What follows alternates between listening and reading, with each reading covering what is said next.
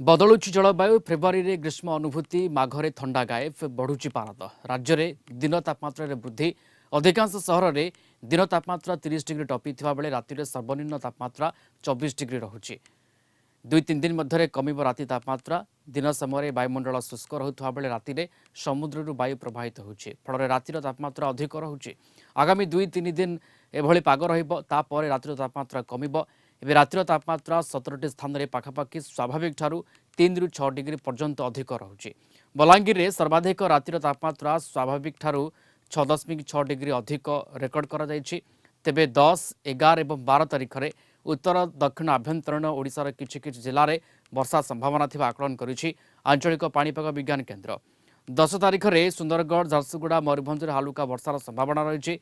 11 में वर्षार परिमाण टिके बढ़िबो।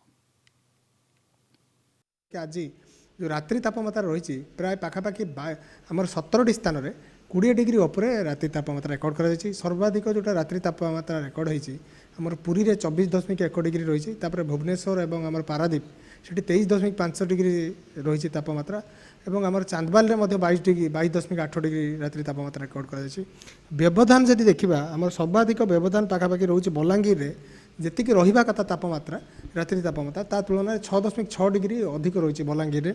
सेपरी भवानीपाटना 6.5, भुवनेश्वर टिटलागढ़ 6 डिग्री अधिक रोचे।